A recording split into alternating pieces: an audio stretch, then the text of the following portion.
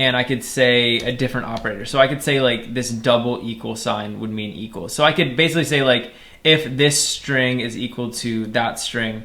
So you can basically like compare all different data types. You know, I could compare numbers, strings. You could also compare Booleans.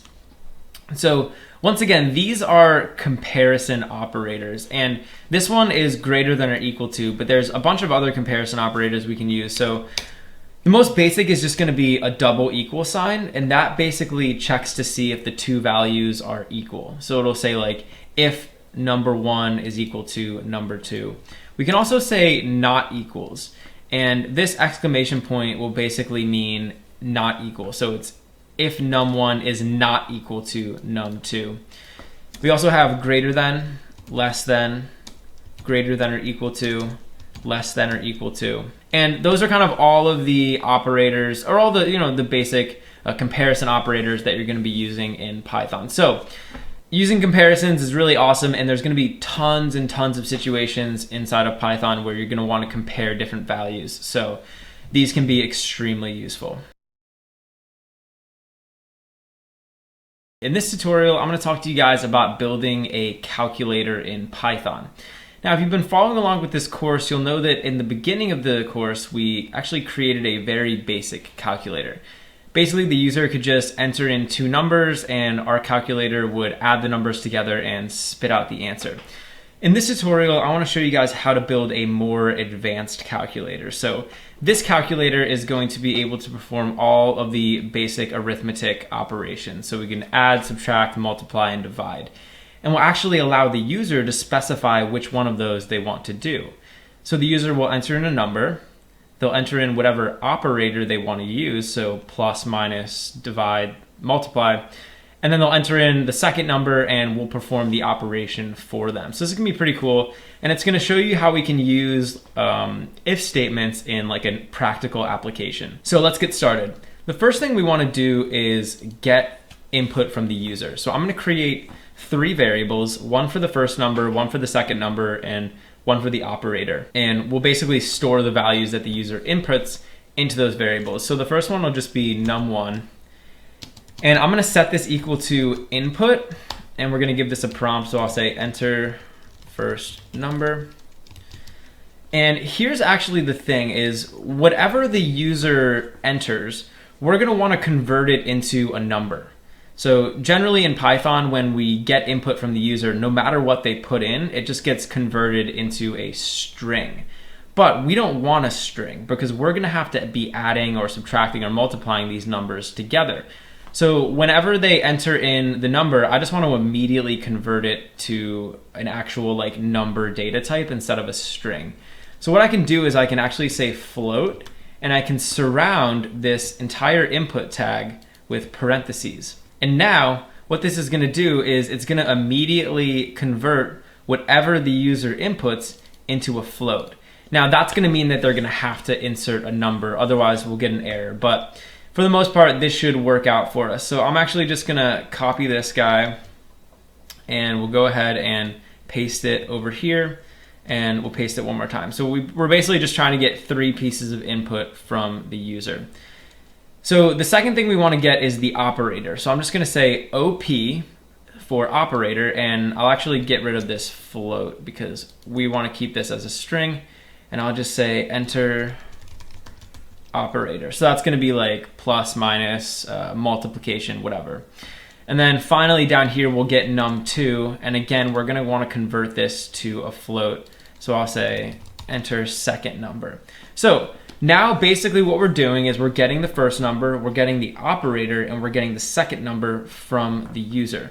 So what we need to do now is we need to figure out what is inside of this OP. In other words, we need to figure out what operator the user was trying to do. So are they trying to do addition? Are they trying to do subtraction? Like, we want to figure that out. So we can use an if statement in order to figure that out. So I'm going to come down here, and I'm basically just going to create an if statement. So I'm going to say if, and we want to check a condition. So I'm basically going to check to see if this operator is equal to a plus sign. So I can say if OP equals plus sign.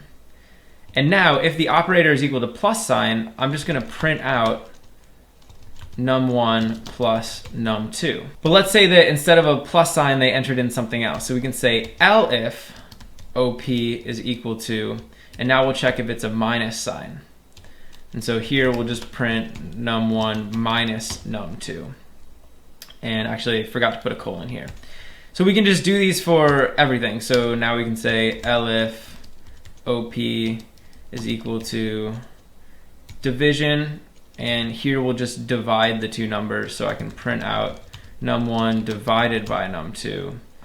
And finally we'll do the same thing for multiplication. So I'll say elif op is equal to asterisk, and we'll just print out num1 times num2. All right, so basically over here we have every condition, but I also want to put in an else statement. So in the case that the user enters in an operation that's not like one of the 4 that we specified up here, I just want to throw an error. So I'm just going to say op, or actually we just say else, and here we'll just print out like invalid operator.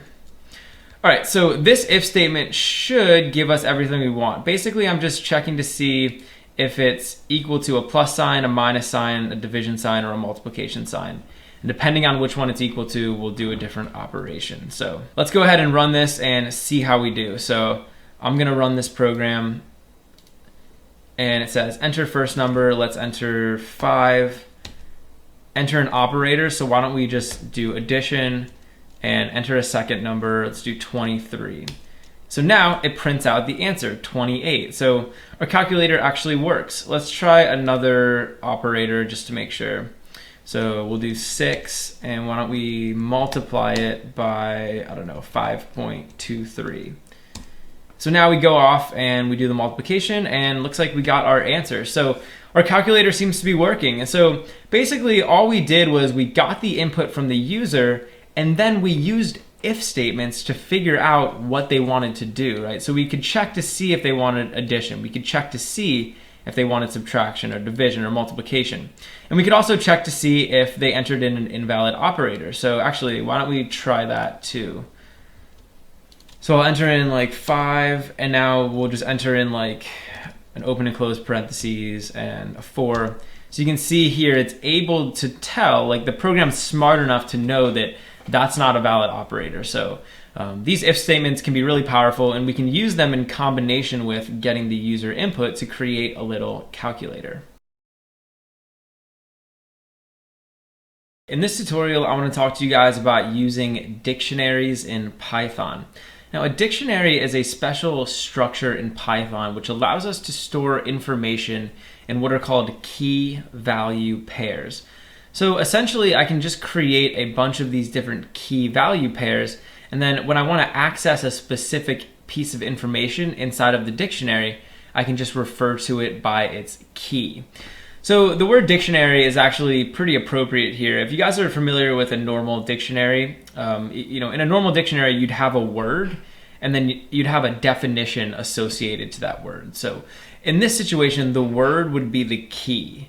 In other words, the word is what like uniquely identifies it inside of the dictionary, and then the value would be the actual definition. So this is going to make more sense once we start working with this, but I just wanted to give you guys a quick introduction. So in this tutorial, I want to create a little program that will allow us to convert a 3-digit month name into the full month name. So I could convert, for example, like JAN to January, or I could convert MAR into March. Like, I want to be able to have a program that can do that for us. And that's actually a pretty good use case for a dictionary. So we're actually going to create a dictionary, and I'm going to show you guys how we can do that. So the first thing we need to do in creating a dictionary is just give it a name. So I want to give this a specific name. So I'm just going to call this month conversions. And now I just want to set this equal to an open and closed curly bracket. So whenever we create a dictionary in Python, we're always going to want to create it inside of these open and closed curly brackets.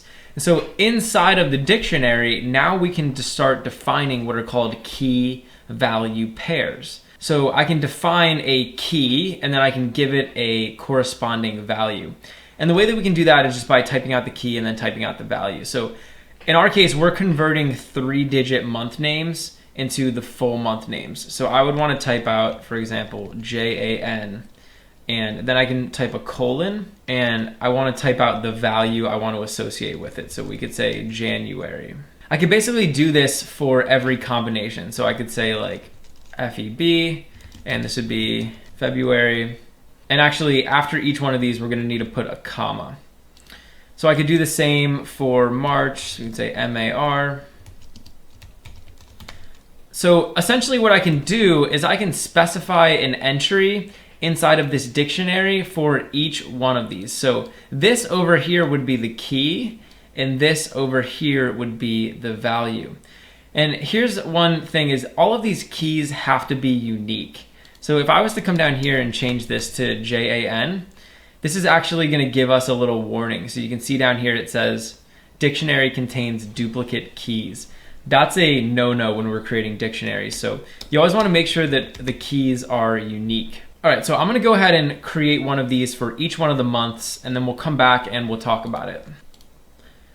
All right, so I've gone ahead and created an entry for all 12 of the months. So now we have a bunch of unique keys, and each one of those keys is associated with a different value. So this is the basics of creating a dictionary. Is we have a bunch of these different key value pairs, and now what we can actually do is we can access them from inside of this dictionary. So if I wanted to access a specific key or a specific value, all I have to do is come over here, and I'm actually just going to print it out onto the screen so we can see it. All I have to do is refer to the dictionary by name, so it's just called month conversions. And there's actually a bunch of different ways that I can access these month names. So I could access different entries inside of this dictionary. The first way is just by making a open and close square bracket. And inside here, I can just type in one of the keys. So for example, inside here, I could type in NOV. And what this should do is it should give us back the full name for November. So when I print this out, you'll see that we get back down here, November. So I could do the same thing for any of these. We could say like MAR, and now we should get March back. So I'm able to refer to the key, and it's going to go into the dictionary, and it's going to give me the value that's associated to that key. There's actually another way we could do this too. So I could say month conversions dot get, and inside of here I could also pass in the name of a key. So I could pass in like DEC, and now we'll be printing out December. And what's cool about using this get function is I can actually specify a default value that I want to use if this key is not found. So there's going to be certain cases when we're dealing with dictionaries where you're going to put in a key that might not necessarily map to a value inside of the dictionary. So you'd put in an invalid key. So let's just try to do that. So I'll just put like LUV. That's not a month abbreviation. So when I try to run this, you'll see we get this none down here. And in a lot of cases, you're going to want to create some sort of a default value. So if I'm in this situation where I have a key that's not mappable to any values inside of this dictionary, I can actually pass it a default value. So inside this .get function, I can make a comma, and now I can pass in like a default value to get printed out. So I can say like not a valid key. And now when I put in the invalid key, instead of saying none, it's going to go ahead and say not a valid key. So this is going to give us like a default value that we can fall back on. So these dictionaries are really awesome, and the keys over here don't have to be strings. So you could also use numbers. So for example, I could say like 0, 1, 10. Like I can put any numbers I want over here as keys as long as they're unique. And then I could access those keys just like I normally would down here with this get function or with those open and close square brackets. So that's sort of the basics of using dictionaries. They can be really useful to store key value pairs. And honestly, you're going to be using them a lot in Python to store different types of data. In this tutorial, I want to talk to you guys about while loops in Python. Now, a while loop is basically a structure in Python which allows us to loop through and execute a block of code multiple times. So I could specify like a few different lines of code, and then I could put that code inside of a while loop, and it would basically loop through that code, executing it repeatedly until a certain condition was false. So while loops can be awesome, and there's a lot of situations in Python where we're going to want to loop through specific lines of code. So in this tutorial, I just want to show you guys the bare basics of how while loops work. And then in future tutorials, we're going to use while loops to create little games and stuff like that. So let's talk about while loops. When I create my while loop, the first thing I want to do actually is create an integer. I'm basically creating a variable that's a number, and you don't have to do this for a while loop, but just for our demonstration, I'm going to. So I'm just going to call this I, and I'm going to set it equal to 1. And now what I want to do is I want to create a while loop. So I'm basically just going to say while, and over here I want to specify a condition. And this is what's called our loop condition, or you can also refer to it as a loop guard. And basically, we are going to keep looping through the code inside of the while loop as long as this condition is true. So whatever condition I put in here, as long as it's true, we're going to keep looping through the code inside the while loop. So I'm just going to say while I is less than or equal to 10. And now I'm going to put a colon, and I'm going to make a new line. And so anything that's below this while loop declaration and that's indented like this is going to be considered code that's inside the while loop. And so that code is going to get repeatedly executed while this condition up here is true. So I'm just going to put a very simple line of code here. We're just going to print out the value of I. And then down here, I'm going to actually increment I. So I'm going to add 1 to I. So I'm going to say I is equal to I plus 1. So basically I'm taking this I value and I'm adding 1 to it. There's actually a shorthand that we can use in Python to do something like this though. I could just say I plus equals 1, and that's automatically going to add 1 to I. So this is like a little shorthand, and you'll see people in Python using that a lot.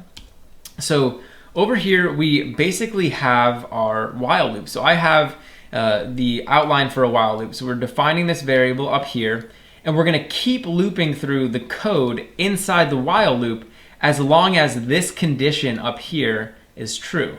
So if this condition is false, for example, if I is equal to 11, then we're not going to loop through this code anymore, and we're just going to move on. So down here, I'm actually just going to print done with loop. So this will kind of illustrate this for us. All right, so let's go ahead and run this program. I'm just going to run it, and you'll see down here we get some output. So we're actually going to get numbers printed out 1 all the way down through 10, and then we're printing out done with loop. So basically what's happening is we're printing out every time we go through this loop. So initially I is equal to 1, right? The first thing that Python's going to do when it gets to this while loop is it's going to check this condition. So before it does anything else, it's going to check this condition, and it's going to say, okay, is 1 less than or equal to 10? And that's true. So as long as this guy is true, we're going to go through and loop through all the code inside of here. So we're going to print out I, which has the value of 1, and then we're going to add 1 to I. So now I is going to go from 1 to 2. Now what we're going to do is we're going to go all the way back up here to this while loop declaration, and we're going to check the condition again. So remember, I checked the condition the first time, and then I looped through all the code. Then I go back up to the top and I check it again. So I'm going to say, okay, is I less than or equal to 10? At this point, I is equal to 2. So I is less than or equal to 10.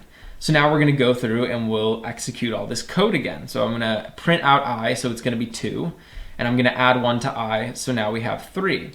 Then Python's going to go all the way back up to the top, and it's going to check the condition again. So on every iteration through the loop, before Python does what's inside of this loop, it's going to check that condition. And as long as the condition remains true, we're going to keep executing the code inside the loop. Eventually though, in this program, I is gonna end up being 11, right? So on the last iteration, it's gonna end up being 11. We're gonna come back up here and we're gonna say, is 11 less than or equal to 10? Nope. And so since it's nope, we're gonna come down here and we'll print out this done with loop line. So that's the basics of how these while loops work. We're specifying a loop condition. As long as that condition's true, we'll keep executing the code inside of the loop. And after every execution of the loop, we're gonna come back up and check the condition again. So that's how we end up with this printing out down here.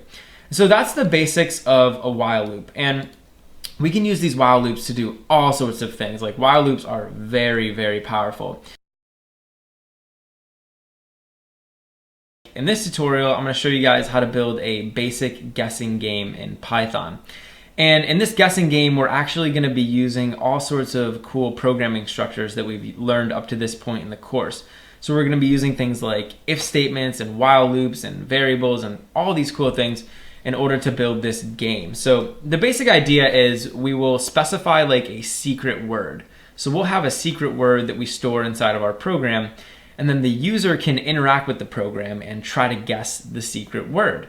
And so what we want to be able to happen is we want the user to be able to keep guessing what the secret word is and keep typing in different responses until they get the secret word right. So that's the basics of what this game is going to be. And now let's go ahead and create it. So the first thing we want to do is create a variable to store our secret word. So I could say secret word, and we're just going to set this equal to a secret word. So why don't we make it giraffe? That's a pretty good secret word. And now what we want to do is we want to create a variable that will store the user's response. So I want a variable that will store like all the guesses that the user makes. So I'm just going to call this guess.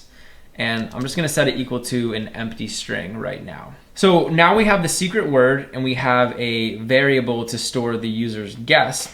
And what we need to do is we need to be able to prompt the user to input the secret word. But here's the catch. What we want to happen is we want them to enter the secret word, and if they don't guess it correctly, we want to prompt them to enter it again. And so we can't just use a single input statement. We actually have to use something called a while loop. And we can use a while loop in order to continually ask the person to guess the word until they guess it correctly. So let's go ahead and create our while loop. So I'm going to say while, and after I say while, I need to specify a looping condition or a looping guard. Basically, this is something that as long as it's true, we're going to keep looping through this loop. So basically, I want to say I want to keep looping as long as the user's guess is not equal to the secret word. So as long as they haven't guessed the secret word, I'm going to keep going through this loop. And inside of this loop, what we're going to do is we're going to ask them to input the secret word. So I can take this guess variable and I can set it equal to input, and I'm just going to say enter guess. And so over here, we're basically telling the user to enter in their guess. I'm storing whatever they enter inside of this guess variable. And then what's going to happen is we're going to come back up here. We're going to check to see if the guess is equal to the secret word. If the guess isn't equal to the secret word, then we're going to do it again. But if the guess is equal to the secret word, then we're just going to break out of this loop. And so we can come down here and we can just print out a success message. So I could say, you win, because they got the secret word. So this is a very, very simple program, but this is essentially all of the code that we need to be able to build a game like this. So let's go ahead and play our game. We can run it and see how we did. So I'm gonna click play. And down here you can see it's prompting us to enter a guess. So I'm just gonna type in some random text. We can type in whatever we want. And as long as we're not entering that secret word, it's gonna keep prompting us to enter different information. But if I enter in the secret word, so if I enter in giraffe, now all of a sudden the program's gonna terminate and it's gonna say, hey, you win, because we were able to guess the secret word. So that's like a really cool way for us to be able to do this. And we actually have a fully functional guessing game. But I think this guessing game could actually be improved quite a bit. A lot of times when we're making a guessing game, we want to set a limit. So in other words, I want to set a limit for the number of times that the user can try to guess the word. So let's say that the user has 3 tries, right? They have 3 guesses in order to guess the word. And if they can't guess the word after 3 tries, then they're going to lose the game. But if they can guess the word inside of 3 tries, then they'll win the game, right? I think that would be a little bit more of a fun game. So why don't we try to program that game? Basically, we're going to set a limit on the number of guesses that the user can have. In order to do this, we're going to have to create a couple more variables down here. In other words, we're going to have to store a couple more pieces of information.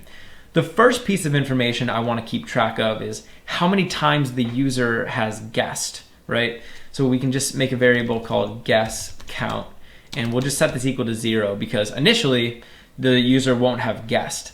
Down in this while loop, every time we go through the loop, I want to increment that guess count, right? So every time we've gone through this while loop, I want to increment that count because that means the user will have guessed.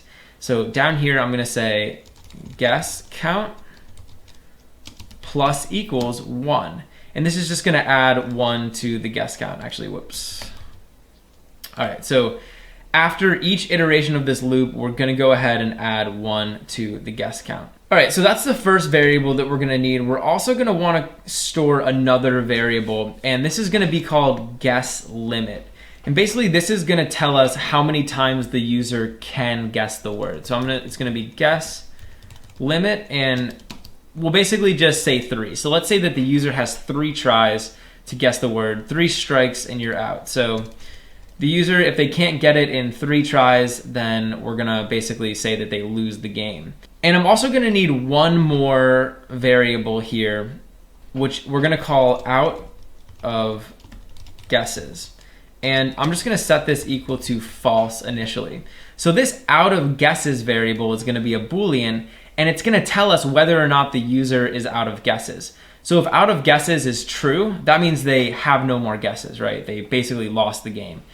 And if out of guesses is false, that means that they still have some guesses left, so they can keep playing.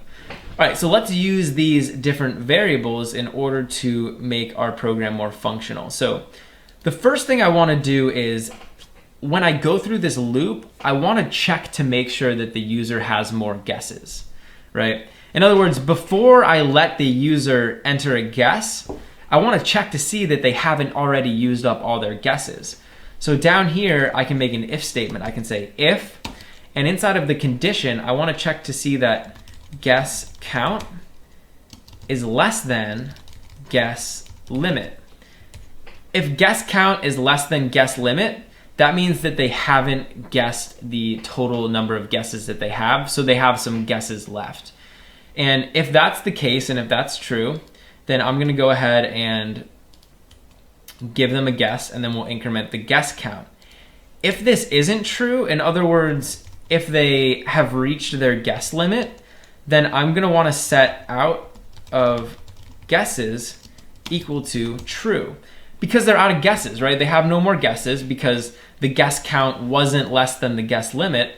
And so that means that they're out of guesses, so they have no more guesses. So there's actually one more thing we need to do inside of this while loop. We need to add another condition onto this loop guard. So right now, we're going to keep looping as long as the guess is not equal to the secret word. But remember, if the user's out of guesses, in other words, if they've reached their guess limit, we don't want them to guess anymore, right? So if they ran out of guesses, then we want to basically break out of this loop and not give them any more guesses. So I'm going to go ahead and add another condition onto here. And I'm going to say, while they haven't guessed the secret word and they're not out of guesses, so it's going to be not out of guesses, then we're going to keep looping. So as long as they haven't guessed the word and as long as they still have some guesses left, we're going to keep looping. But otherwise, we're going to break out of the loop. And so down here, we're printing out you win. But actually, when we break out of this loop, there's going to be 2 possible scenarios. So again, there's 2 possible ways that this loop could end, right? Either the guess is equal to the secret word, So either the user guessed the word correctly or the user ran out of guesses. And so there's two situations down here that we need to account for. And so I'm going to use an if statement to figure out which is which. So I'm going to say if, and we're just going to type out of guesses. And if the user is out of guesses, then I want to print out of you lose. So we're basically going to be like, you lost the game. Otherwise, though, if they're not out of guesses, that means that they guessed the word correctly. So we're just going to print out you win.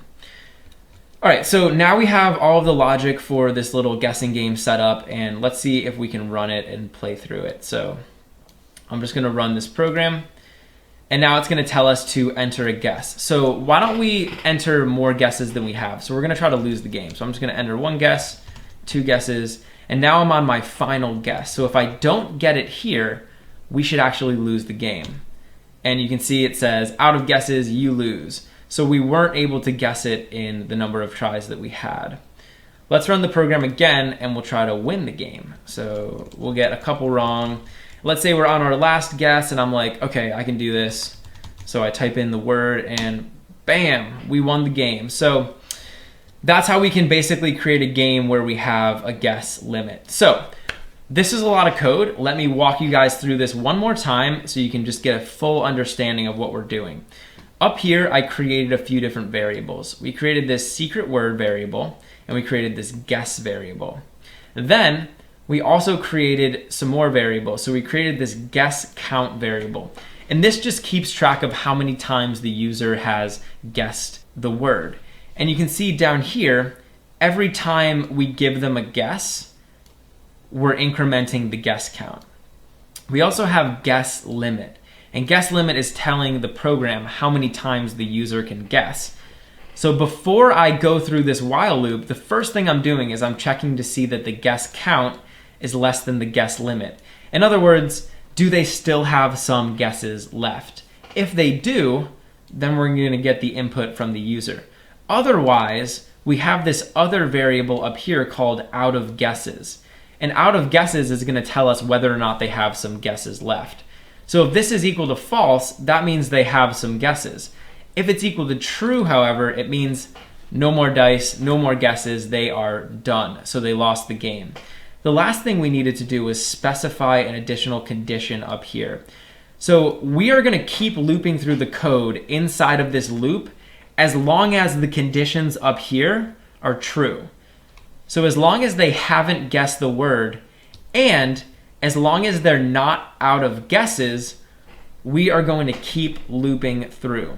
And so when eventually the user does break out of this loop, there's going to be two possible situations. The first situation is that they ran out of guesses. And so we want to check to see if that's the situation.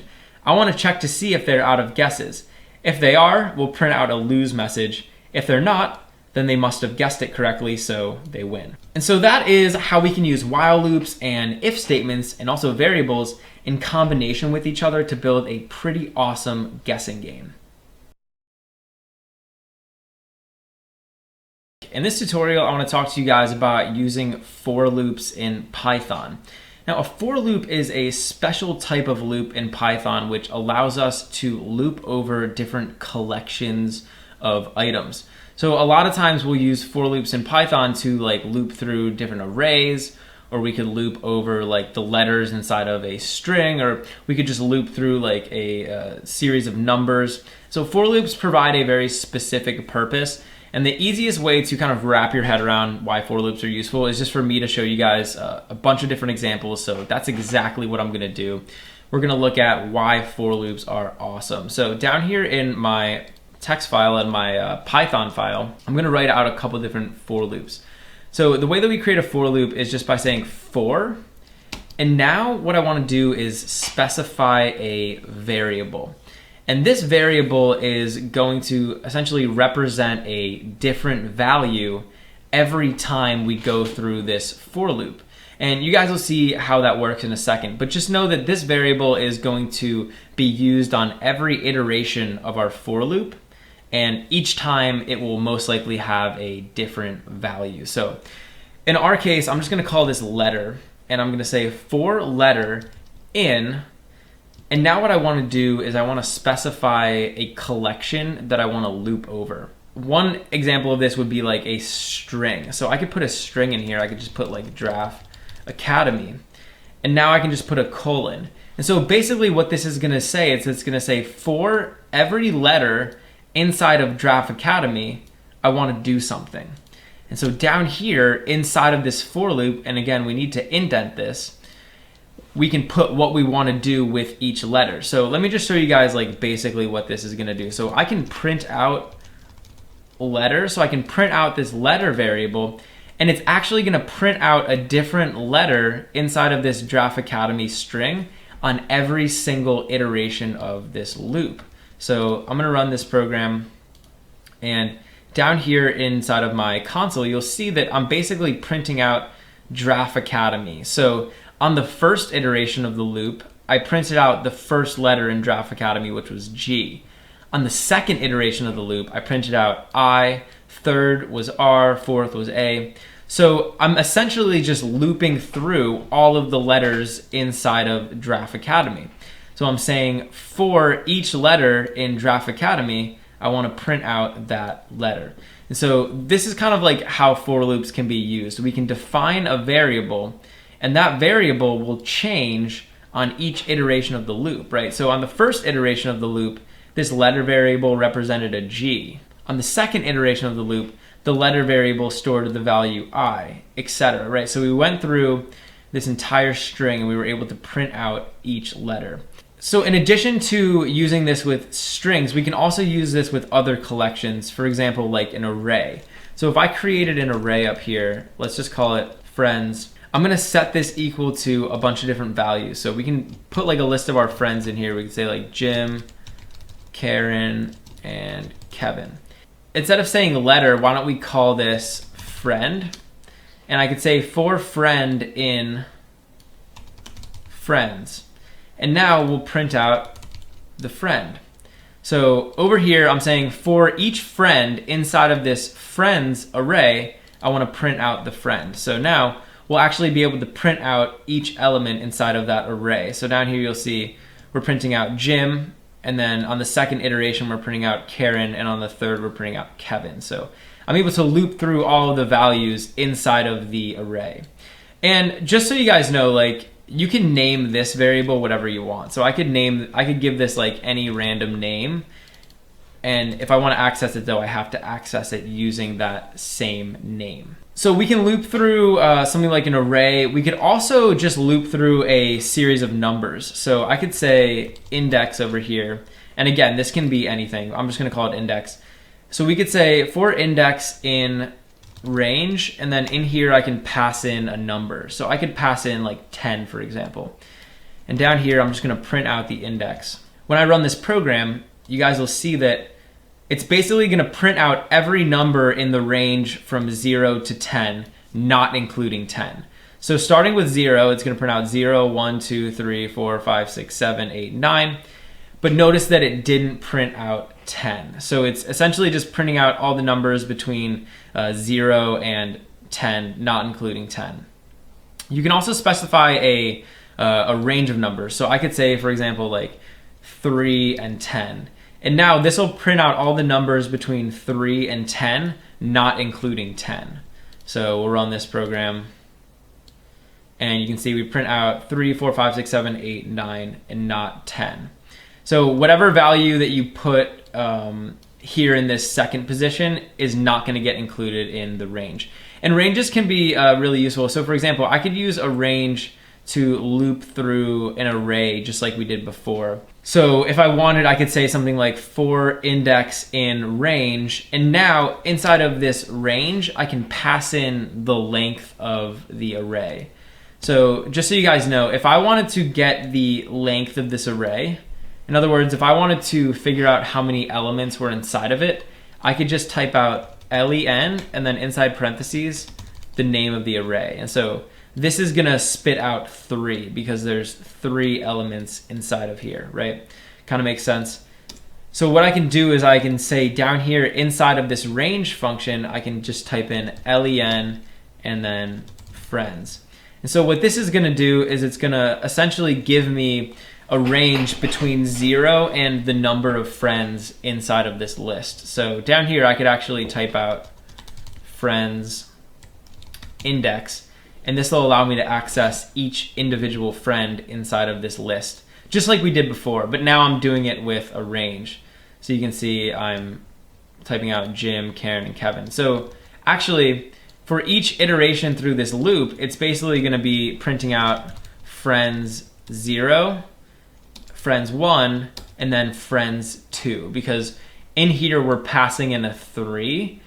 And remember, whatever I pass in there, it's gonna range from 0 all the way up to that number, but not including that number. So that's another way that we could print out all the elements in the array. And looping through something like an array is actually a very, very common use case for loops.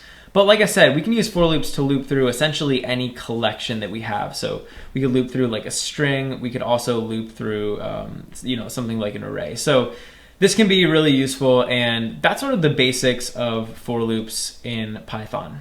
And I also want to show you guys one more example just while we're here. So why don't we go ahead and print out a range up to 5, right? So this will just be a simple program.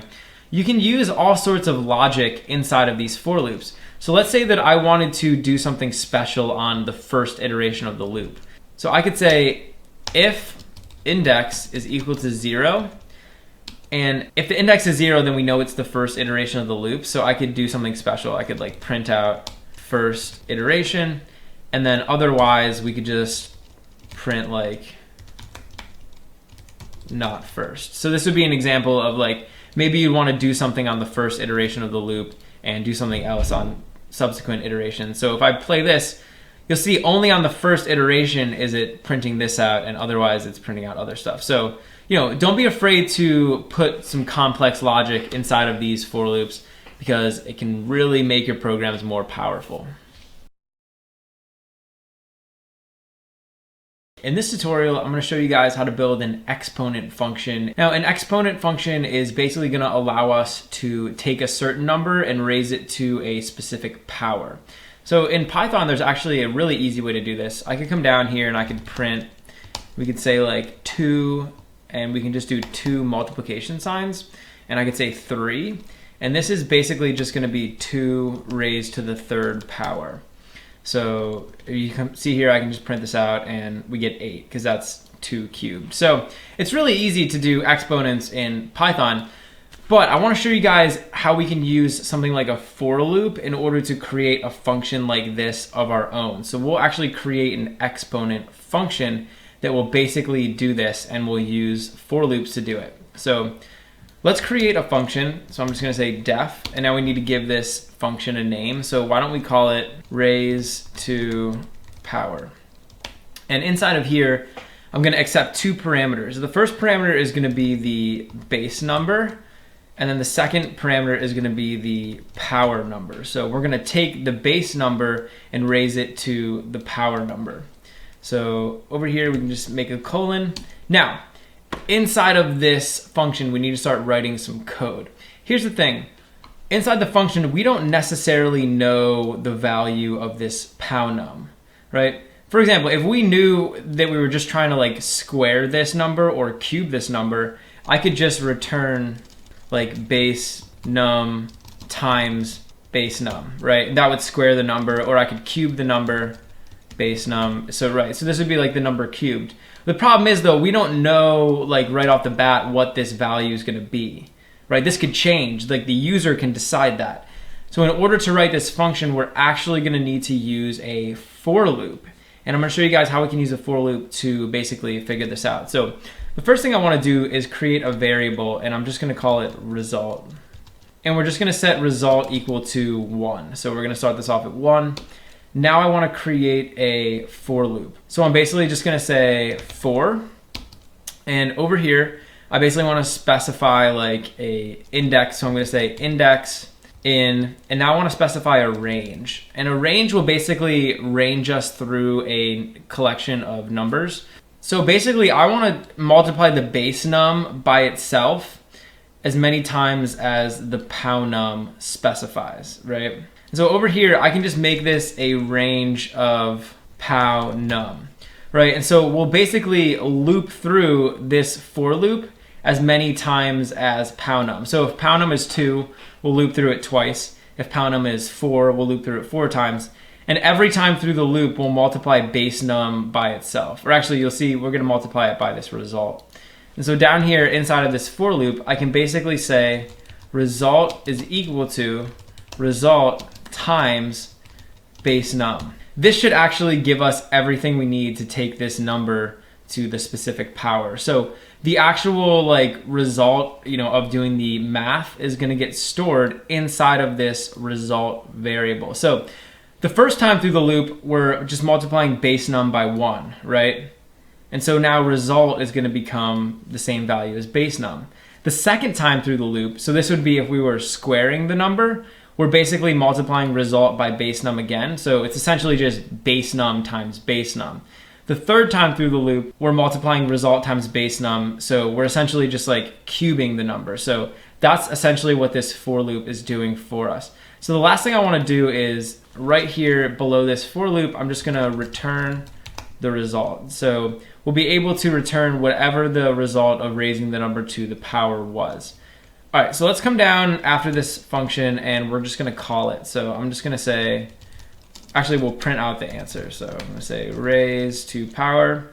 And inside of these parentheses, remember we can pass 2 numbers. So let's raise 3 to the second power. So we're just going to square 3 and we'll see how this works. So let's run the program.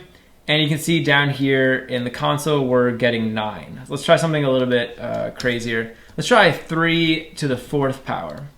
And we'll run this and we get 81. So that's 3 to the 4th power. Let's try 2 to the 3rd power. And we're getting 8. Yeah, so that makes sense. So our raise the power function is working just as expected. And I'll just walk you guys through it one more time. So inside of this function, we're taking in 2 pieces of input. We're taking in a base number and we're taking in a pow number. So that's the base number is going to be taken to the power number. I'm defining a variable here called result. And result is where we're going to store the actual result of doing the math. Now we specify this for loop. And I'm basically saying that I want to loop through this range of numbers. When I put pownum here, it's basically going to range from 0 all the way up to, but not including the power number. So we'll basically loop through power number of times, if that makes sense. And then every time through the loop, we're just multiplying result by base num.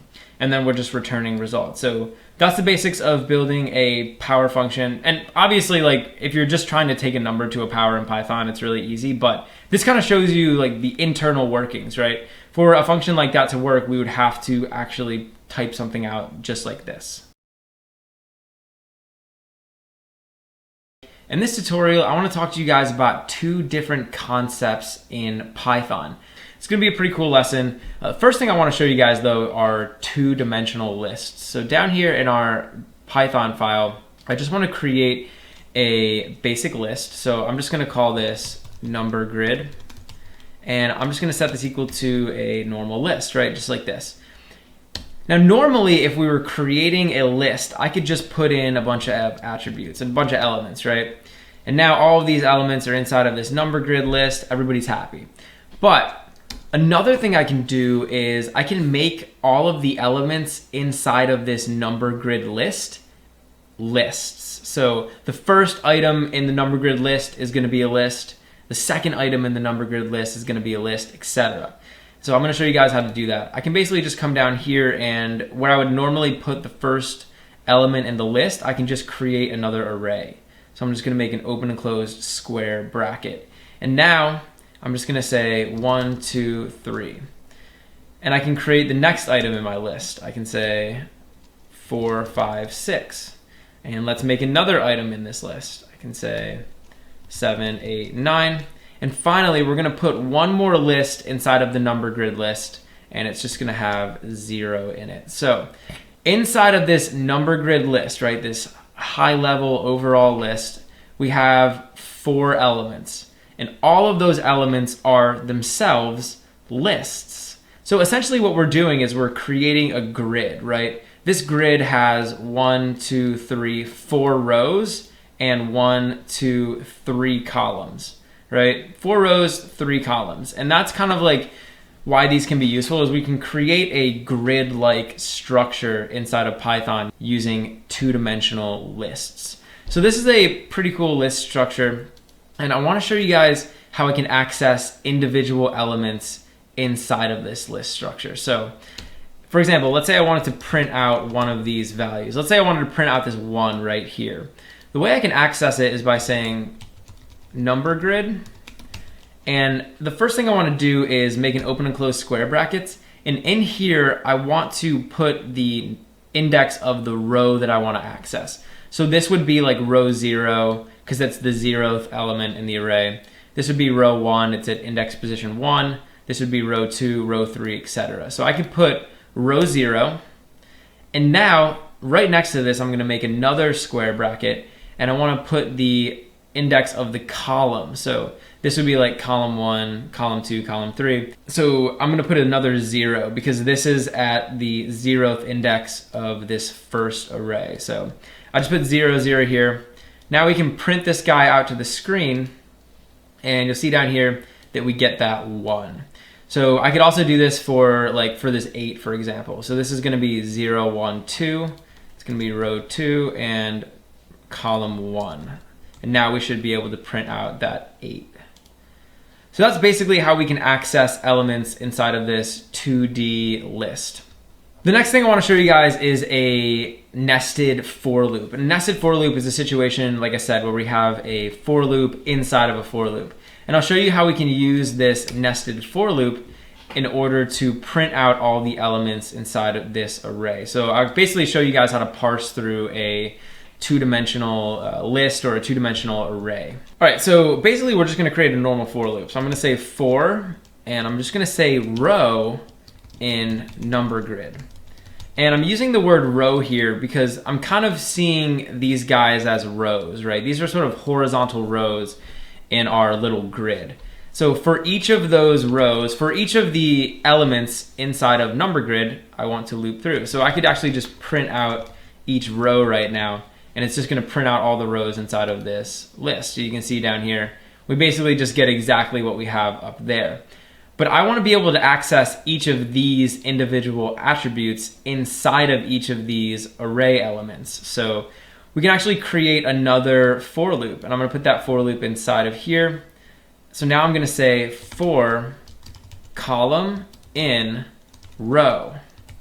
And basically what this is gonna give us is each individual column or each individual element inside of these arrays. So for example, inside of the arrays that are the elements of the number grid. Hopefully that makes sense. So down here, now I can just print out column, and this should actually print out every single value inside of this two-dimensional array. So let's go ahead and run this program. And down here, you'll see that we're basically printing out 1 all the way down to 0. So we're printing out all of the elements inside of all of the arrays inside of the number grid. So that's how we can use two-dimensional lists and nested for loops together. And both of those things are actually pretty handy in Python. In this tutorial, I'm going to show you how to build a basic translator in Python. So essentially we can take in a string, so we can take in like a phrase or a word, and we'll be able to translate it into a different language. So over here I have this little file, and it basically specifies this language that I made up. So I'm calling it the draft language. And in the draft language, all vowels become G. So if I was going to translate an English word into a draft word, for example, the word dog, I would look through the word dog in any instances where there was a vowel. So in our case, let's just say A, E, I, O, or U. I would convert that vowel into a G. So dog would map to DGG, cat would get mapped into CGT. So those are the basic translation rules. Obviously this is a pretty simple language, but you get the point. Any vowel is going to become a G, and then we'll get the draft language. So we're going to build a draft translator. Over here in our Python file, let's start making this translator. The first thing I'm going to do is just define a translate function. So I'm going to make a function here, and I'm just going to call it translate. And inside of these parentheses, we want this to take one piece of information, which is going to be the phrase that we want to translate. So I'm just going to say phrase. And now inside of this function, we need to figure out like, okay, how can we translate English into our draft language? Well, remember, the rules is basically just any vowels become G's. So the first thing I want to do is create a variable. And this variable is going to be the translation. So this will be like the final result that we're going to return to the user. So I can say translation. For now, I'm just going to set it equal to the empty string. So this is just going to be like a completely empty string. It's not going to be doing anything. And now what we want to do is we basically want to loop through every letter inside of this phrase. And if it's a vowel, we want to change it to G. And if it's not a vowel, we want to leave it alone. And we're essentially going to be looping through phrase, and we're going to be adding the letters onto this translation one by one. So let me show you guys how we can do this. I'm going to make a for loop. So I'm going to say for, and I'm just going to say letter in phrase. And so now when I loop through here, I can access each individual letter inside of the phrase that they passed in. So what I want to do is I want to check to see if the letter is a vowel or not, right? If it's a vowel, then we can add a G onto translation. If it's not a vowel, then we can just add on whatever letter it was onto translation anyway. So I'm going to use this if statement. I'm going to say if, and there's actually this special thing we can do in Python. We can check to see if something is in something else. So I can say if letter in, and over here I'm just going to type out all the vowels. So we'll say A, E, I, O, U, and A, E, I, O, U. So I'm basically checking to see if the letter is inside of this string. And if the letter is inside of here, then we know that it's a vowel. So down here we can handle that case. So I can say translation is equal to translation plus G. Because if this letter is a vowel, we just want to convert it into a G.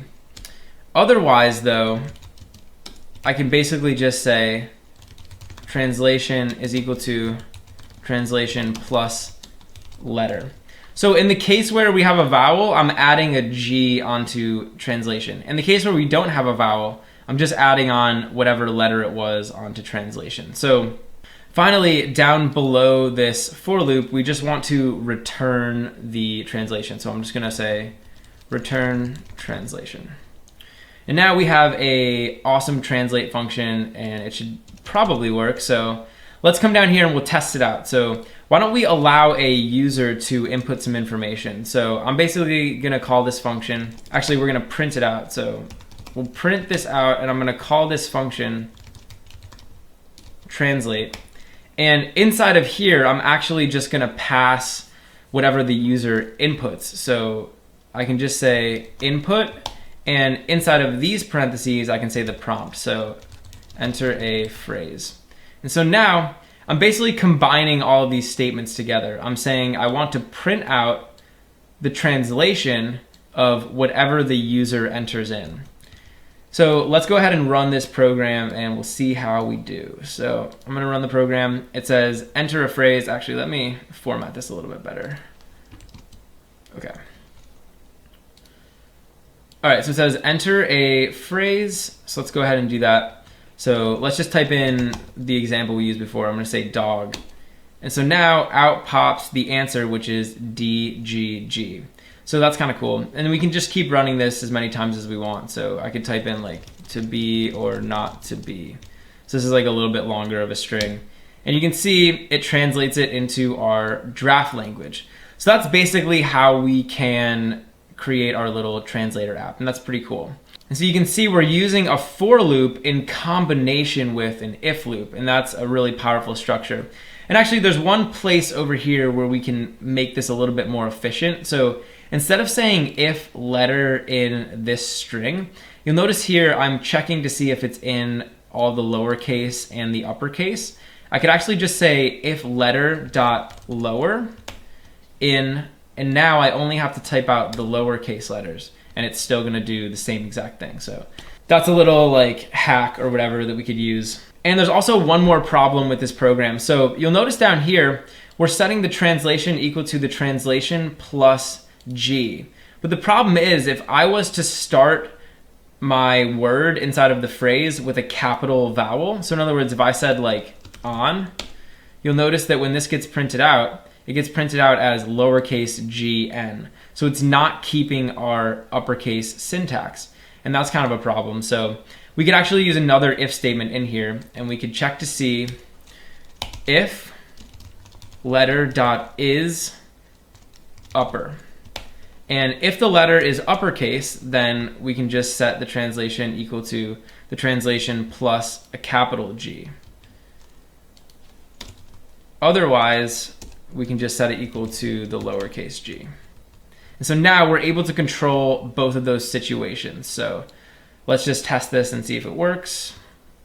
Enter a phrase, say on, and now we're keeping that capital letter. So those are just a couple different ways that we could make this program a little bit better. But the basic concept is we have a for loop, and then we have some if loops inside of it, and we're calling this awesome function that can translate a word for us.